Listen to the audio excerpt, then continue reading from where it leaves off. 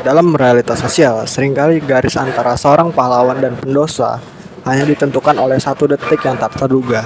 Bayangkan dua orang mahasiswa, sebut saja Reno dan Gilang, keduanya dalam keadaan emosional dan menulis komentar yang provokatif dan kasar di media sosial tentang isu sensitif.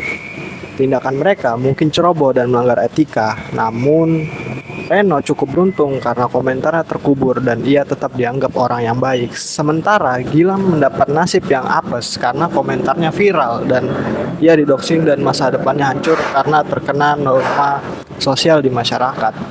Fenomena ini memicu perdebatan tentang konsep moral luck atau keberuntungan moral. Konsep ini dipopulerkan oleh Thomas Nagel pada tahun 1979 yang menggugat rasa keadilan kita. Nagel berargumen bahwa ada kontradiksi mendalam dalam cara kita menilai tindakan manusia. Kita percaya seseorang hanya boleh dinilai dari apa yang dia kendalikan, namun faktanya kita hampir selalu menghakimi orang berdasarkan hasil akhir yang seringkali dipengaruhi oleh faktor luar. Nagel membagi keberuntungan ini menjadi 4 jenis. Yang pertama adalah constitutional luck atau karakter bawaan lahir. Lalu ada circumstantial luck, yang dimana ada situasi yang dihadapinya, dan causal luck, bagaimana masa lalu membentuk kita sekarang, dan resultant luck, bagaimana hasil akhir dari sebuah tindakan ternyata di luar kendali kita. Bagi Nagel, ini adalah paradoks karena moralitas ternyata tidak pernah benar-benar bersih dari faktor nasib. Namun Immanuel Kant tampil sebagai penentang dari ide ini. Bagi Kant, keberuntungan tidak punya tempat sedikit pun di wilayah moral. Kant menegaskan bahwa satu-satunya hal yang mutlak adalah kehendak baik. Baginya, moralitas hanya harus seperti matematika, mutlak dan tidak berubah. Jika niat seseorang sudah buruk atau ceroboh, maka nilai moralnya sudah jatuh. Peduli apakah tindakannya berakhir damai atau menjadi bencana. Kant berargumen bahwa Reno tidak lebih suci dari Gilang. Keduanya sama-sama bersalah secara moral karena telah melanggar kewajiban untuk bertindak rasional. Bagi Kant, kita tidak boleh menilai orang dari hasil akhir, melainkan dari prinsip yang ada di dalam kepala.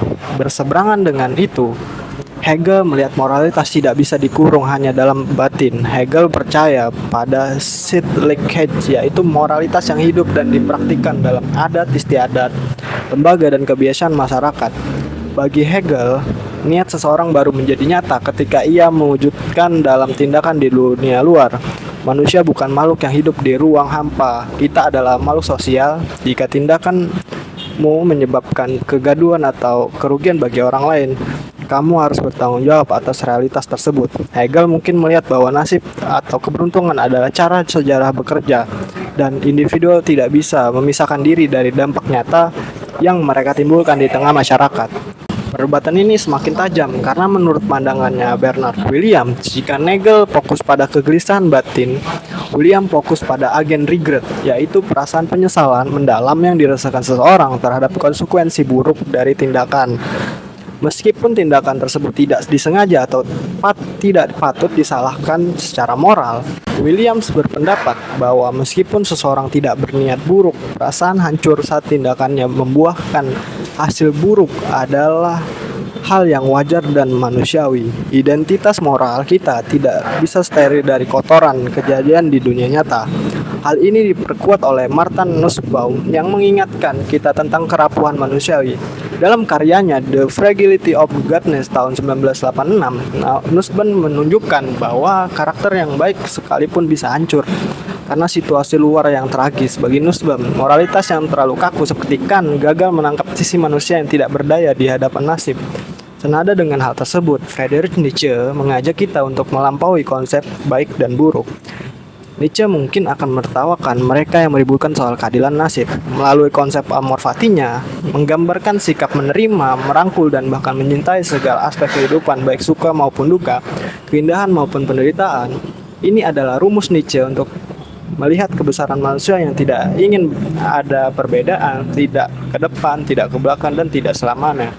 Nietzsche menuntut kita untuk memiliki kekuatan dalam menerima segala risiko keberadaan kita. Jika kamu berbuat salah dan nasib menghancurkanmu, jangan merengek soal ketidakadilan. Terimalah itu sebagai bagian dari hidupmu yang harus kamu tanggung dengan kepala tegak. Seseorang manusia yang kuat tidak akan mencari perlindungan di balik alasan saya hanya sedang tidak beruntung. Jadi menurut saya, keberuntungan moral atau moralak adalah sebuah tamparan bagi ego manusia yang merasa memiliki kendali penuh atas kehidupannya. Fenomena Reno dan Gilang menyadarkan kita betapa biasnya standar keadilan kita. Kita cenderung menjadi sebuah hakim yang terbangun saat ada kerugian terlihat, namun abai pada benih-benih kecerobohan yang belum membuahkan bencana. Memahami moralak seharusnya melahirkan dua sikap penting. Yang pertama adalah integritas batin. Kita harus tetap menjaga etika, bahkan saat kita tidak tahu. Tidak akan ada satupun orang yang melihat karena nilai kita tidak ditentukan oleh viral atau tidaknya sebuah kesalahan. Yang kedua adalah kerendah hatian. Sebelum kita menguji seseorang yang sedang jatuh karena kesalahan, kita perlu sadar bahwa posisi kita yang sedang aman saat ini mungkin hanya hasil dari arah angin nasib yang kebetulan sedang berpihak pada kita. Pada akhirnya, tanggung jawab moral kita harus dimulai sejak nilai itu muncul, bukan menunggu hingga api bencana berkobar di layar ponsel orang lain. Keadilan sejati tidak butuh keberuntungan, ia hanya butuh nurani yang tetap terjaga, baik di tengah kesunyian maupun di tengah keramaian. Jadi sebegitu pandangan saya soal konsep moralak atau keberuntungan moral. Cukup sekian dan terima kasih.